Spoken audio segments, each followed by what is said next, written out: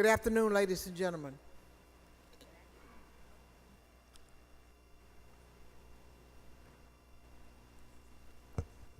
We're here on a very sad occasion, but in fact it's an honorable occasion because we are honoring one of our former colleagues. Ladies and gentlemen, I think that each one of you may have a printed program, and the program will proceed as follows. There's one exception. In the place of the Honorable Armando Wally, that would be the Speaker Pro Tem, Joe Moody from El Paso, will be taking his place. Otherwise, the program will proceed as printed.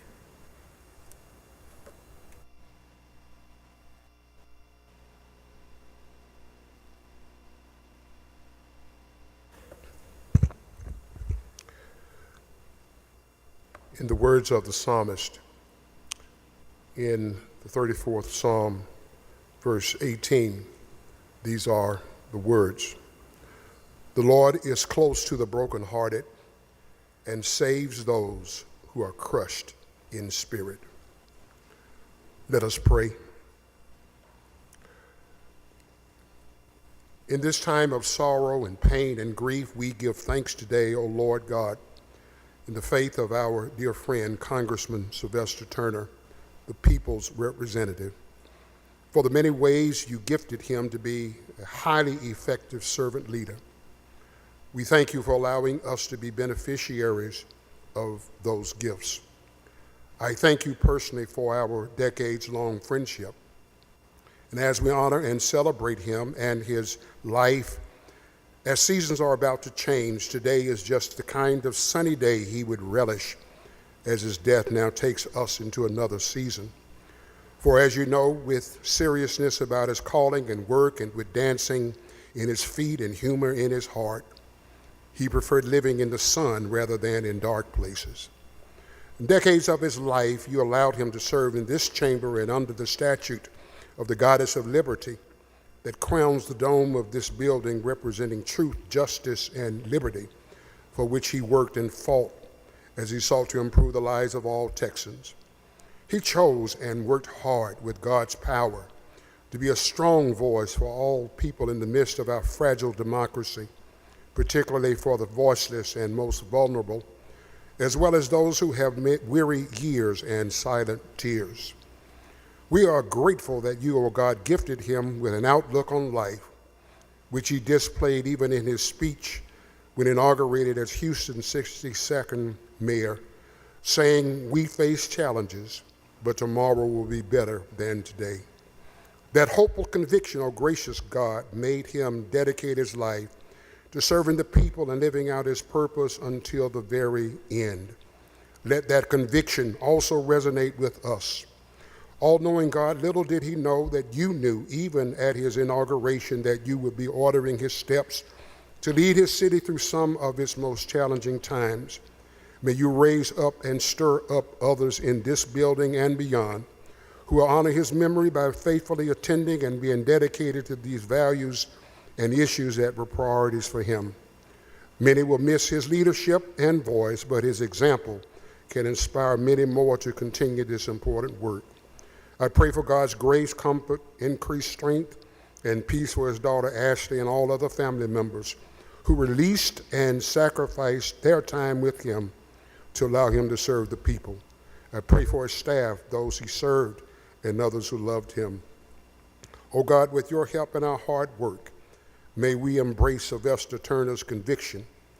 Though we face challenges, tomorrow will be better than today. In a public setting such as this, I am aware that there are those present who may not pray, others who may pray in the names of Yahweh, Allah, or Buddha, but I pray in the name of Jesus. Amen.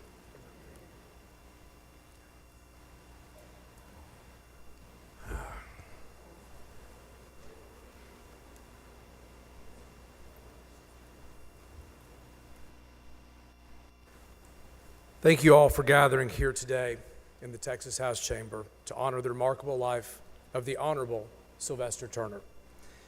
I met Congressman Turner my first year serving the Texas House in the 84th Legislature.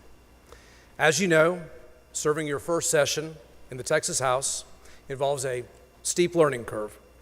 And even though Congressman Turner had been serving since the late 80s, he still treated all his colleagues with dignity and respect, even a freshman like myself. My desk mate that session, Senator Miles, Helen Giddings sat right in front of us, and Congressman Turner to her left. I remember a particular occasion where he took to the back mic. And when Congressman Turner got up to speak, this floor was this quiet. It's not this quiet for everybody, but when he spoke, everybody wanted to know what he had to say. He still remains the most gifted orator that I knew in this chamber. And on that particular occasion, he got up and he was doing something. He was wanting to go against a bill. Obviously, he was from the back mic, and he came to return to his seat in our little quadrant. And I said, Sylvester, you're right. You are right. I'm going to vote with you. You're right. He had convinced me with his skills. And he looked over at me. He and that group tried to take care of me. He said, Dustin, I appreciate that, but you're a Republican and I'm a Democrat. And you got to vote with your party. And I wish you could vote with me, but you got to take care of that. But that's the type of colleague that he was. Gifted, an orator, but watching out for all of us on that floor because he knew what it was like to be a freshman. He had a way of making everyone feel heard, even if he didn't like what you were saying. A man of conviction and integrity, Congressman Turner was someone who was both humble and larger than life. We only served one session in the Texas House together before he went on to serve as mayor of Houston, eventually to the Congress. But he set the example to me and so many others of what a true public servant ought to be. The congressman and I certainly did not always agree on every policy. In fact, we probably disagreed on many. But the passion he brought to the issues taught me what it means to stand up for your district by putting your constituents first. After passionately debating from two different sides of an issue, Congressman Turner was known to go up to his colleagues and give them a hug, reminding them that their disagreement was policy-based and not personal, and that he will always respect someone as long as they were standing up for their district. Congressman Turner will be remembered for the many things, but his dedication to Houston and those he represented will never be forgotten. Here in this chamber, Congressman Turner's legacy remains, with those who've had the honor of serving with him, modeling their public service after the example he provided, and with those who came to serve the House after him, reflecting upon his love for and dedication to his community. As Speaker of this wonderful, diverse, and sometimes difficult chamber, I can only hope each of us live up to the standard that he set.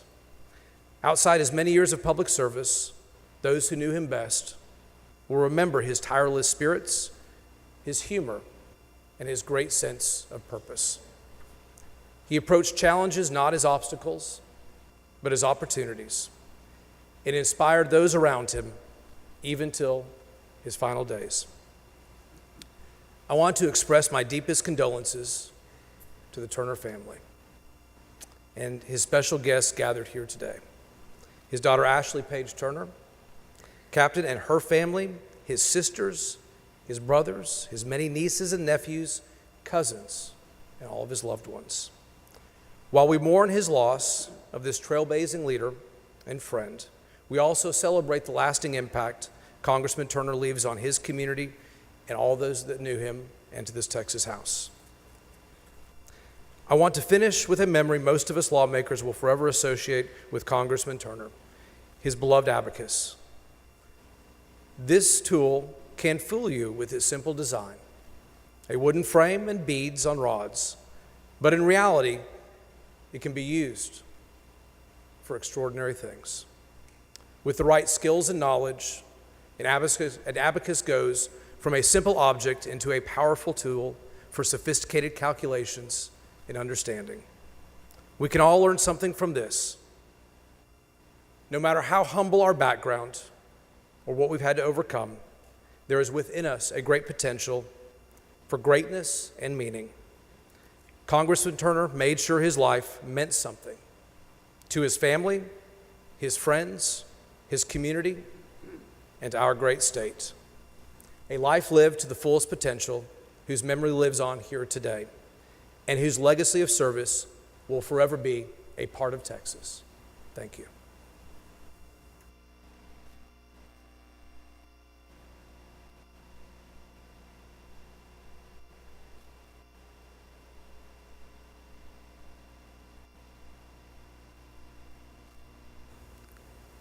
Good day. We're glad to have you all here.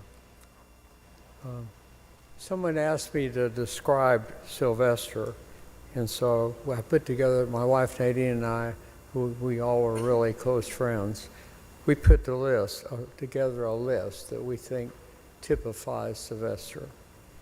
He was brilliant, savvy, informed, focused, well-read, was a great friend, loyal, passionate, and fair. Things, we all knew, and all of us that served with him knew about Sylvester. He was an unparalleled debater. In fact, if he got on the mic, you need to stay in your seat, I can tell you that. He could command a room. When he walked in, he could become quiet till he started talking. He always listens to both sides and then made his decision, which he had already made before he got there. He was my speaker pro tem when I was speaker, for the whole time I was speaker, and he did a great job. He was phenomenal on the local calendar. He could whip through it. People really wanted you to go sit down, me to sit down, so he could move a lot faster than anybody else could. And he loved to hit the gavel hard. Even when things were really rough and tough, he always fiercely was loyal to the cause we were working on. It didn't matter which side he was on, because he could take either side on any issues, so it didn't make any difference. There's no one in this chamber who could advocate more for his constituency than Sylvester. I was honored to know him as a friend, a father, an elected official, an advocate, and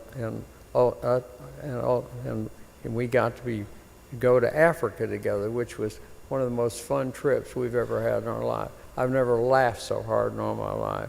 He was totally afraid of the animals, which Helen will tell you up here. And Beverly Woolley went with us, the Woolies went with us, and this trip was led by Sylvester and Helen. But anyway, when we were in a Jeep one day, and an elephant came up and was about to come into the Jeep with us. She was sitting on the seat next to her, and she said that Sylvester kept ooching over away from the window. I know Helen's laughing because she remembers it. And so he was in her lap over there on this other side of the Jeep. He was so afraid.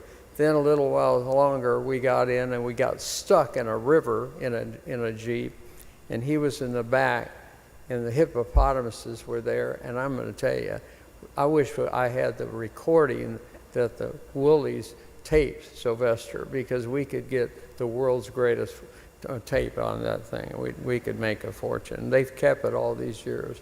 It was hysterical. He called the man who was driving the Jeep at least his name 100 times, and then when we were stuck in this river. There's only one kind of thing that I definitely remember about that trip. He only ate one thing in 2 weeks. Is that what it was? Nano chicken. And every time we passed the chicken deal, we had to stop to get him chicken, because that's all he ate for 2 solid weeks. I spoke at an event for Sylvester when he was leaving the body. And when it was over, he walked up to me. He said, "I will never ask you to ever come to an event for me again, or participate in an event with me, and for certainly not to speak for me." And I said, "Why?" And he said, "It was terrible what all you said." I said, "It was all true, Sylvester." He just laughed and walked off. So he offered me kind of a little bit of offering back, because he called me one day and he said, "I got elected mayor." And I said, "I know, you've told me about 10 times. And he said, "I'm going to be sworn in. I'd like for you to come to the swearing in." And he said, "You can sit up with me." And he said, "I'm going to repay you for what you've done for me." And I said, "I don't know that I want to hear about this." But he said, "Here's the thing." He said, in the situation you made me the speaker pro tem, I'm going to make you the mayor pro tem if you just come to my swearing in. And I knew that there was something wrong with this offer when I heard that, and I declined real quickly. He's the only member that I've ever known in the years I've been in the legislature, which is a lot. Back goes back my days of David Crockett when I served with him. But anyway, he was the only person I ever knew that had the same answer for every question, no matter what the question was. And he just rattled off the same speech. And it was fun and it was funny. And that speech was involved in an electric deal. Some of you there aren't many of you here that served with him. But it was about electricity. And I'm telling you, he gave that speech faster than anybody you've ever seen. One day he said to me, Tom, we were on state affairs together, he said, just vote for my bill and it'll come out 5-4. And I said, Sylvester, your bill's terrible. I can't vote for it. And he said, all I want you to do is if you'll just vote for it, I'll get my chance to say my piece on the House floor. I says, your normal speech. He said, the same speech I've been making. Doesn't matter what like I said, what he was interested in. So I did, and the lobby was shocked. They said, well, you can't vote for that. And I said, he's not going to be able to pass it. Nobody will vote for it on the floor. Let's give him a chance. He came up and he stood up at the end and he said, now I've made my speech and I don't want to pass it. And he just turned around and walked back to his seat.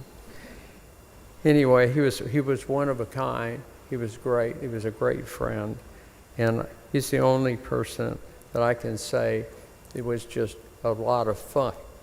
And people said, how did you see him that way? We always saw him preaching. Well, you just didn't know him, if that's how you remembered him. Texas and Houston are better off because of his public service. He leaves a lasting legacy. Thank you.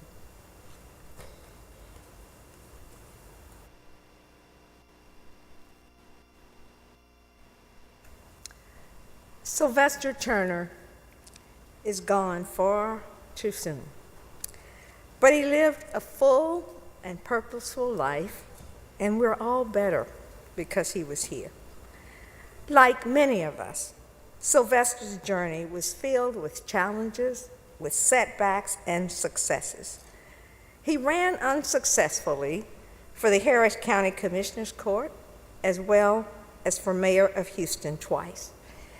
He said, Helen, I discovered it had to be God's timing, not mine. He said, God, when I ran those other races, just said, not now.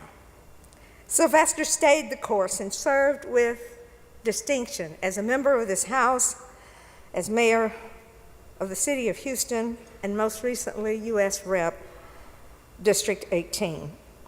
What set Sylvester apart and what made him truly exceptional was his indomitable, unwavering spirit, his thought process and intellect, and his ability to inspire. He was a statesman whose very presence commanded attention and whose words carried both the weight of his wisdom and his conviction. If there is such a thing as superpower, Sylvester's was conviction. There was not a room too grand or too large, not a stage that was too large for Sylvester Turner. But at the same time, there was no person who was too small or too common to receive his undivided attention. He had a conversation with everyone he met. He was a devoted son to Ruby Turner, a doting father to Ashley, and a loving grandfather to Jameson, a faithful member of the Church Without Walls. He was the consummate community leader. And that's not just height. That's who Sylvester Turner was.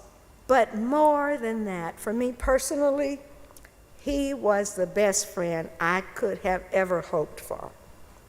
We were desk mates and office suite mates down in the basement where I didn't want to go because it was dim. But he said, Helen, This is the best real estate in this building. We need these offices. And so we took them. For 24 years, we were partners in the legislature, and we had the opportunity to serve on 2 committees together for a portion of that time. He was my vice chair on appropriations, and I was his vice chair on state affairs. Many staffers, including Pam, called us Winnie and Nelson. Not only was he an able legislator, but he frequently spoke of the great honor to be one of only 150 people elected to serve in the House in a state with 30 million plus. He understood what a privilege that was, and he believed that that privilege came with a responsibility and an obligation, and he gave it his best shot. But the best memories for Representative Turner, you've already heard about it, was at that back mic. Staffers would frequently leave their offices when he stepped up to that back mic. Members would take their seats, and the always noisy house would be silent. Every member was listening, whether they agreed with him or not. He is recognized almost universally as one of the greatest orators the Texas House has ever known. With those reading glasses perched on his nose, his voice cracking and sometimes tearing up, he fought fearlessly for those who had no voice. There isn't enough time to list all of his accomplishments, but let me highlight the African American Memorial Monument on the south lawn of the Capitol.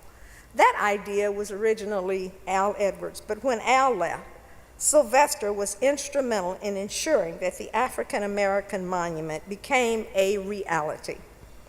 The addition of this monument on our Capitol grounds is Black history, for sure, but it is equally Texas history, and Texas history would be incomplete without the contributions of those men and women depicted on that monument.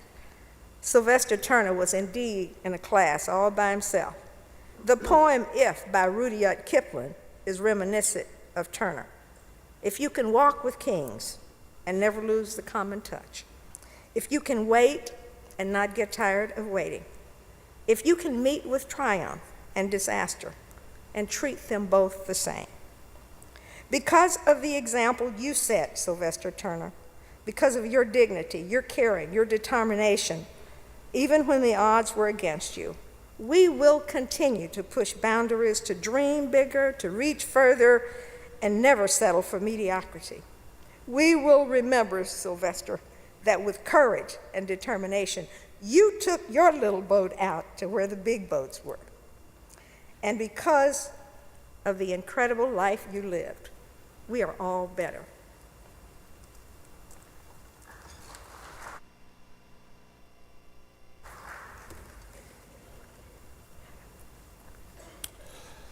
Like many of you, Sylvester Turner was my friend, my mentor, and my brother. He encouraged me and many others in our community to be leaders. And because of that, I'm a state senator. And he will go down in records for having state representatives. He's made lobbyists, city council members, and many others. He worked to empower the community until the moment he took his last breath. 27 years in the Texas legislature, where he was well known for his impressive oratory skills, particularly on behalf of those whose voices were often unheard. State Representative Sylvester Turner, Mayor Sylvester Turner, Congressman Sylvester Turner. His legacy is one of tireless advocacy for people he respected and fierce community to the justice and relentless drive to improve the lives of those in need. His deep understanding for challenges facing everyday Texans, particularly the unrepresented communities, was essential to his mission as a Texas State Representative, the City of Houston Mayor, and the City of Houston Congressman. Sylvester knew the importance of history, of knowing where he came from, and lived by the idea that was always to give back and to bringing someone up. The concept of, he's not heavy, he's my brother. He understood that his words and his passion and commitment would help all people, especially the least, the last, and the lost. When he spoke to you, you not only heard him, you felt his heart and his compassion. He was the definition of a true public servant. He exemplified the servant leadership. And I'm grateful to this day for the role he played in shaping my life, the city of Houston, the great state of Texas, and our nation and beyond. His presence will be missed, but his legacy will live on. Today, Texas has lost a political giant.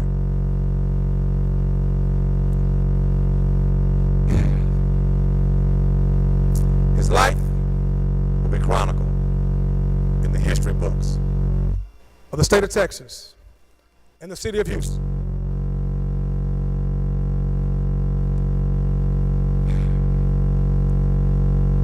He's gone, but he won't be forgotten. And I take honor in the duty of being passed on to advocacy, the advocates of justice, equality, and equity.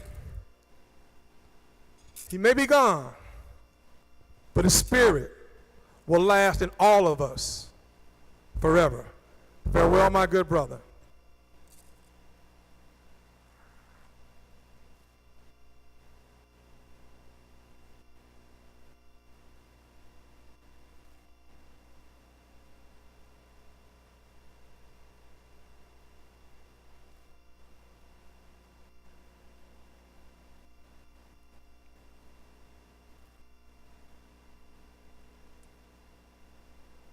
Did you ever know you're our hero?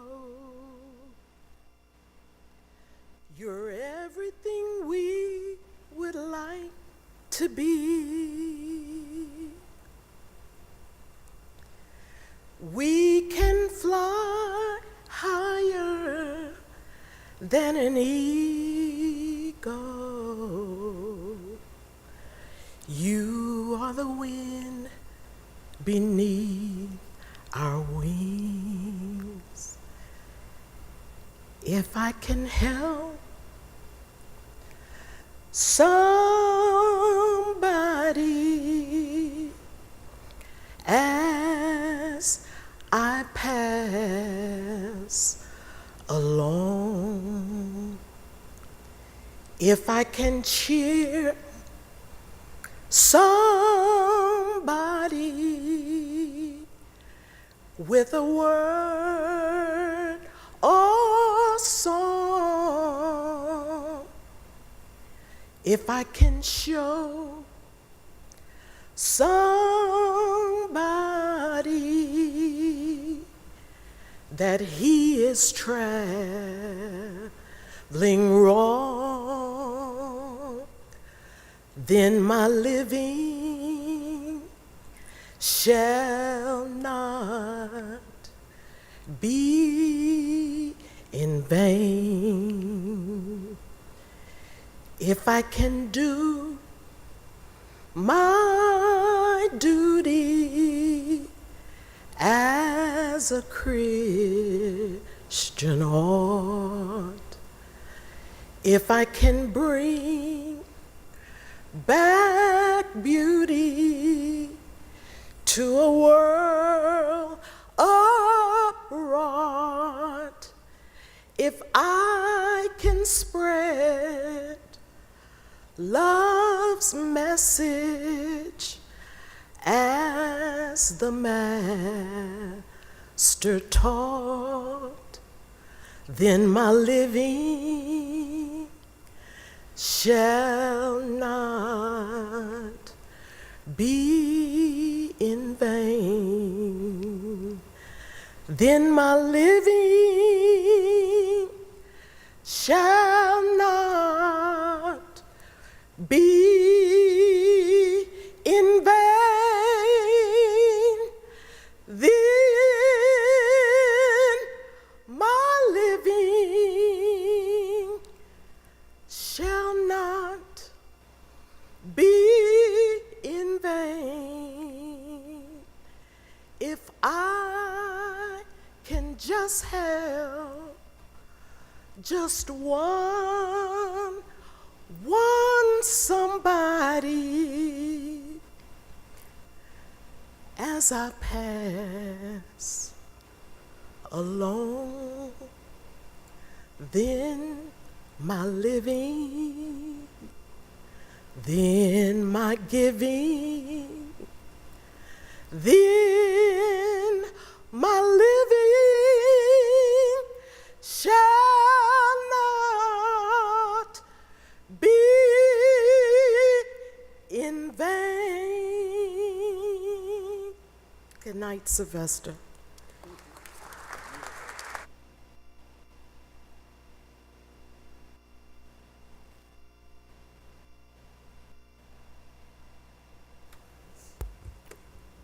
Well, thank you, Dean Thompson and Speaker Burrows and all our speakers.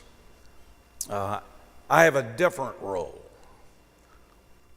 So he is known as Congressman. He's known as Mayor. He's known as State Representative. But he's also known as Sylvester. Clyde Alexander, former state representative.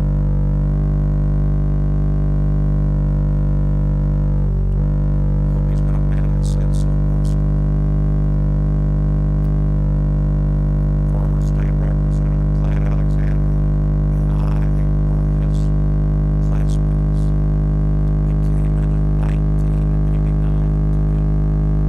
This picture was taken in Houston after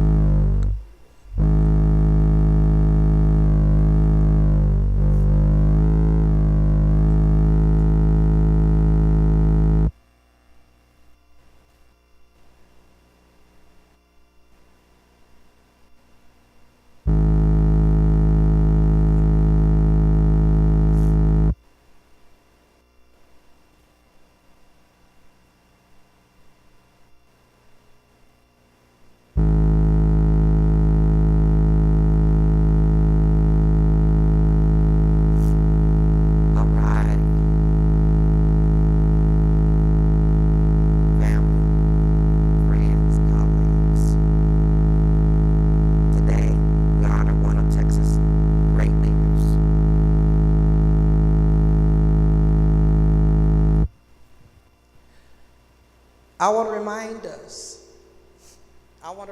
us, we're here to celebrate the life of the Congressman. People of faith, we know that the Lord is truly our shepherd. Today, let's celebrate the Congressman. Let's talk about his legacy in a way that we remember who he has been to all of us.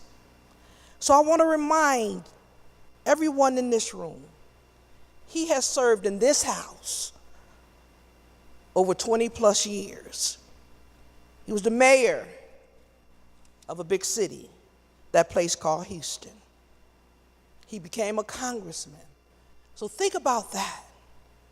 Someone who rose from the great city of Houston, attended high school in Houston, went to the university in Houston, and guess what? Earned his seat at Harvard, one of the great institutions. So let's celebrate our brother in a way that talks about his legacy, that we can remember his greatness, because I think that's so important for our children and our children's children to know. And think about our brother, born and raised in a time of transition. What is transition? Transition is during that time when African Americans could go on to college and seek a better life and seek excellence. And our brother did that. He has demonstrated true excellence through his public service.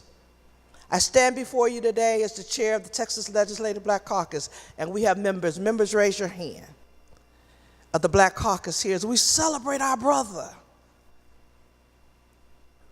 who was a part of our infrastructure as we identify and know the needs of not just African Americans in Texas and the role that we play, but of all Texans. Now, I had the great honor and privilege to be in the presence of the Congressman. Now, I didn't know him like many of you because he wasn't in this house when I came. But I'll tell you this, he was a household word when I came here. His legacy has been strong. When people speak about the Congressman, and I ask, who is the man? Who's the person? Who's that leader? Guess what? They all smile and began to tell me the stories of the journey of how the Congressman walked with them, talked with them, shared with them, supported them in a way that made them even better. He was no doubt a man among men and a well-respected individual. His passion and the support for his fellow man transcended race, religion, age, economic status, or anything else. And the gleam in people's eyes told me that this man laid a legacy that truly will never be forgotten. When someone leaves a legacy, that tells you a lot about their character. Many of us hope we can leave a legacy that people remember the things that we've done, the things that we've shared, and the impact that we made. So this evening, this afternoon, we celebrate. Let's not mourn. He's had his time. God put his hand on his shoulder. And he said, son, you have served in this world, on this earth, and I need you now in mine, which is heaven. We salute you. We honor you. And as God has called your name, we respect that. We can all say, Congressman, job well done. And thank you for what you've done for us. And we will always remember you and how you've touched people. We, as the Black Caucus, will make sure your legacy lives on. I salute you, my brother. Goodbye. It is time to rest. Thank you so much.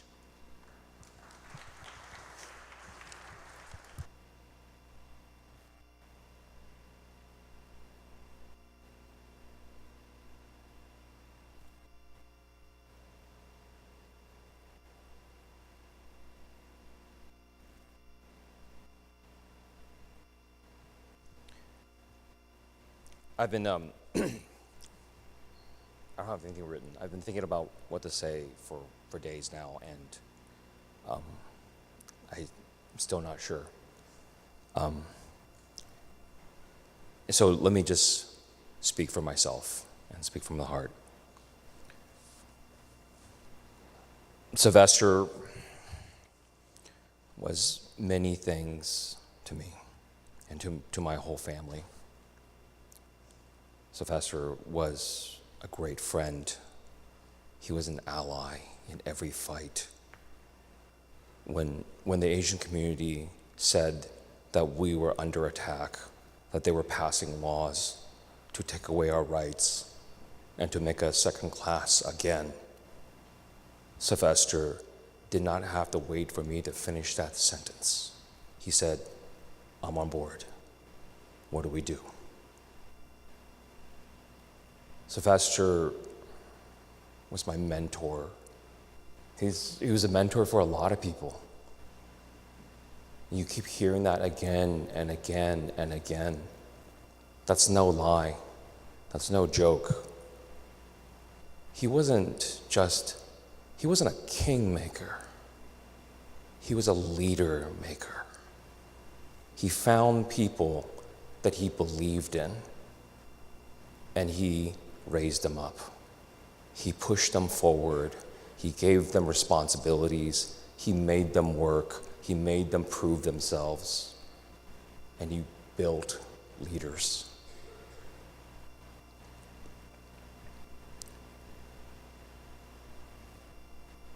Sylvester was my hero.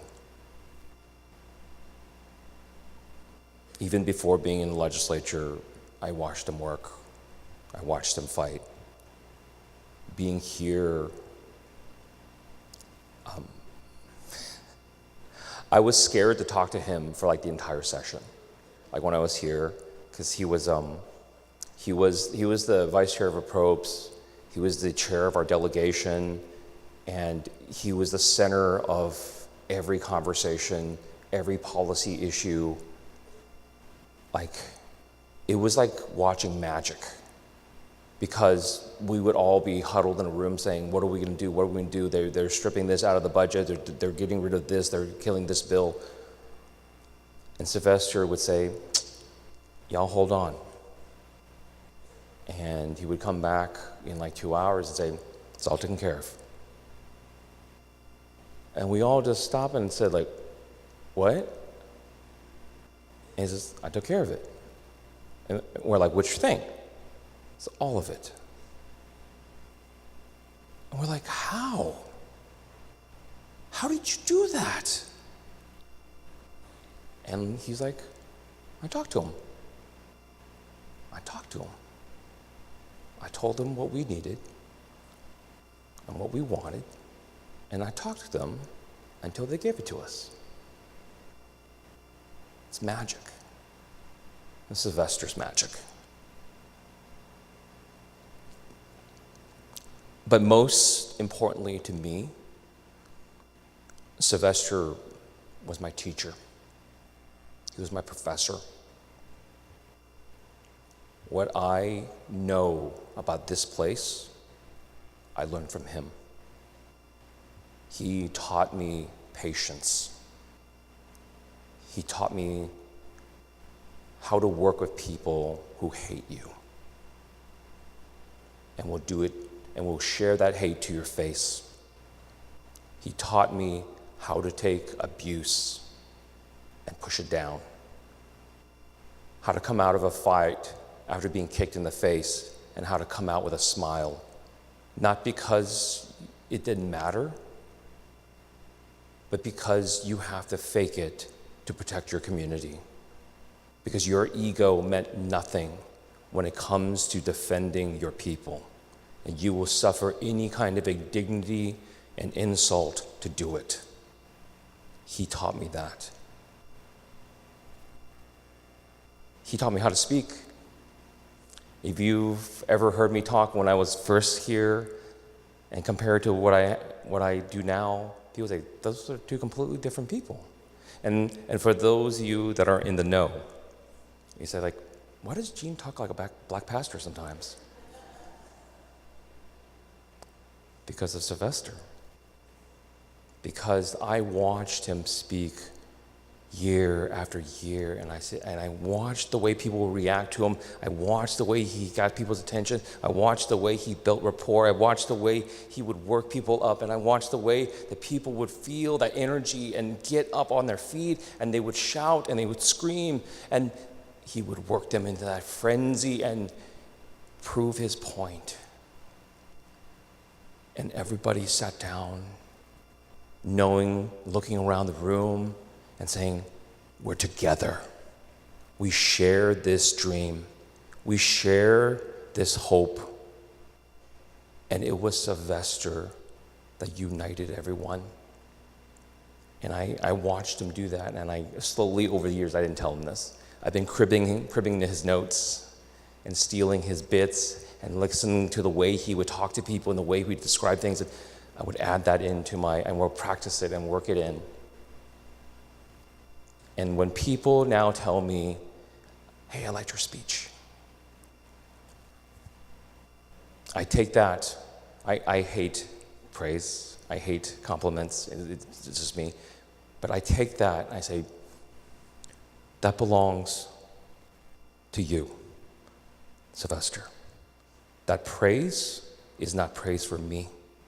It is praise for you. In Chinese culture, we burn incense. We burn paper money. We burn things that represent things that are important, and we send them, that smoke, to heaven. I hope we continue, for all of us, who he was a leader for, that he brought you up, that he mentored you, that he taught you, that he was your friend, that he advised you, and do all those things. When they praise you, I hope that is our smoke that actually goes up and is praise for Sylvester, is praise that reminds him and reminds the world of how much he was loved, how much he was cared for, and how many lives he saved, how many lives he improved, how much happiness and joy he brought to all of us. Let that be the most important thing that we remember. Send him praise through our own good work. And before I move on to the next person, originally Representative Wally was supposed to speak next, but unfortunately he's had a minor medical issue and he is in the hospital. Right now he's okay, and if it were not for the doctors like holding him down, he would be here, because Sylvester Turner was in a very important part of his life and his legacy and his family's lives. So he asked me to convey that to y'all and express how sorry he is for not being able to be here. But in this place is also our good friend and colleague who served as Sylvester, Joe Moody.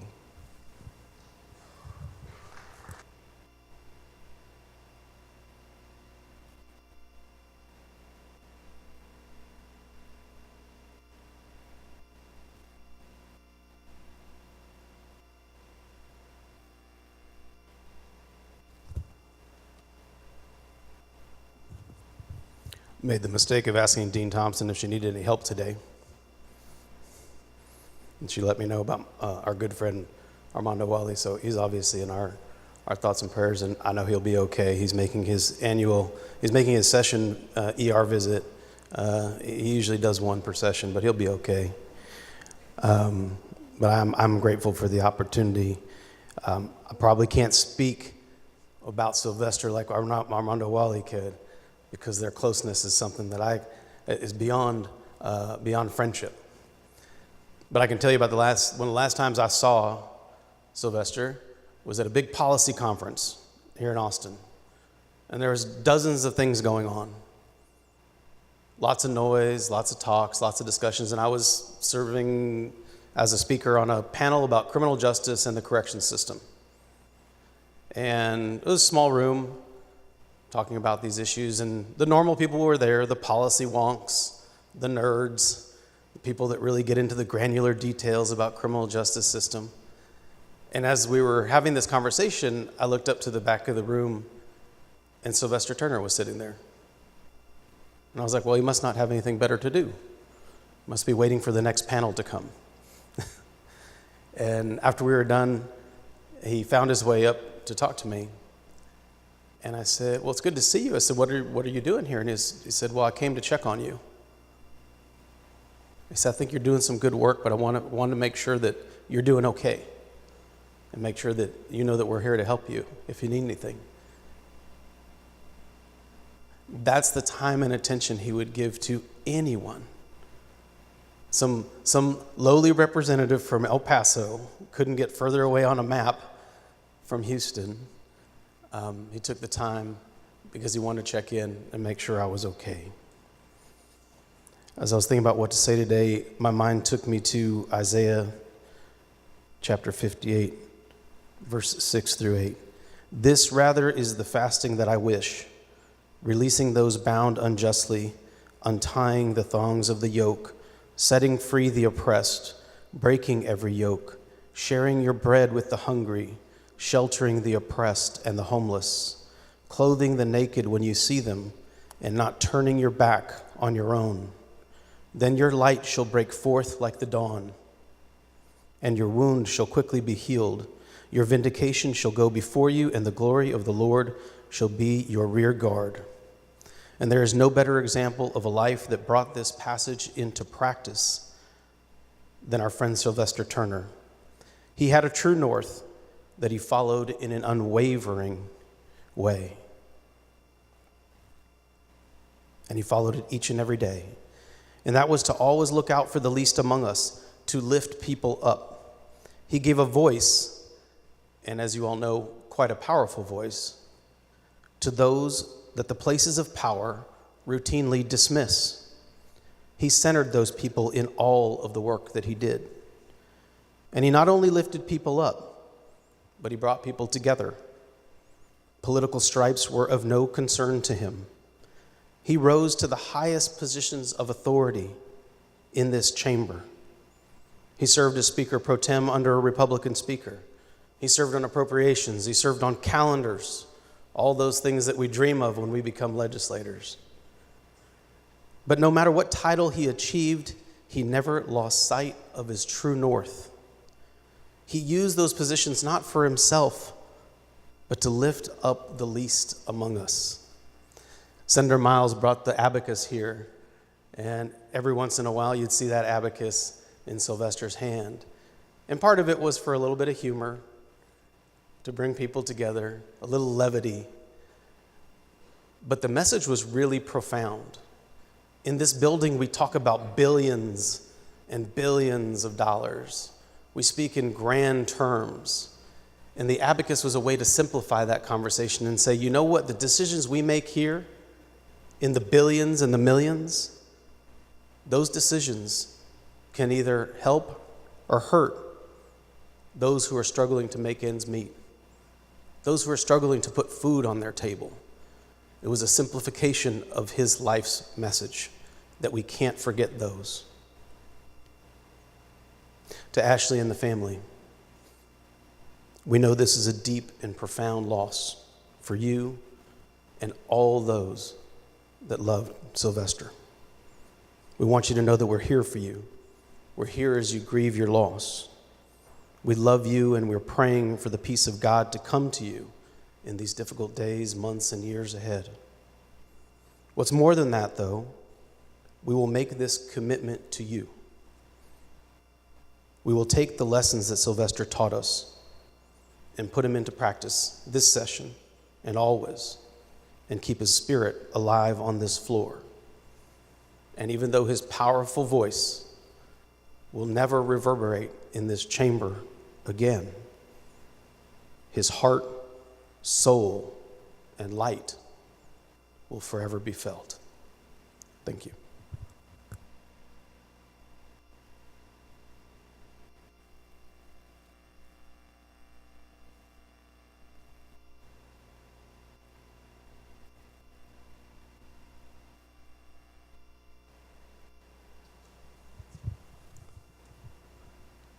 I close us with this prayer of faith.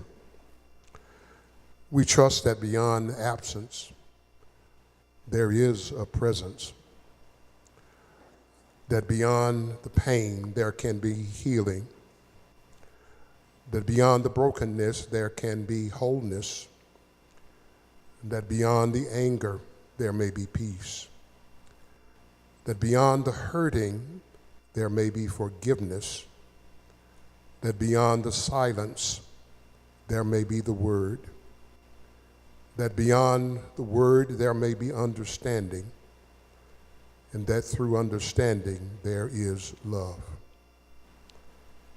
Now to him who is able to keep you from stumbling and to present you before the presence, glorious presence without fault and with great joy. To the only God, our Savior, be glory, majesty, power, and authority through Jesus Christ our Lord, before all ages, now and forevermore. Amen.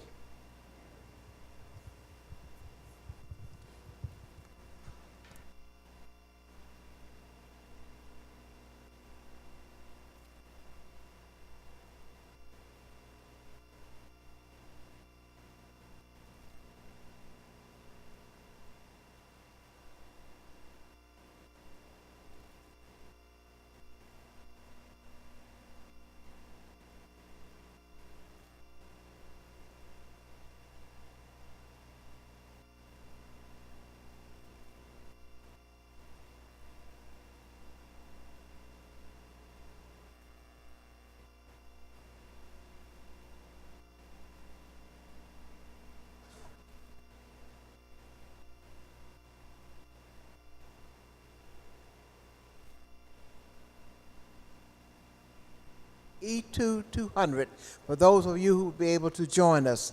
Thank you very much. And to the family, we extend our condolences to you again.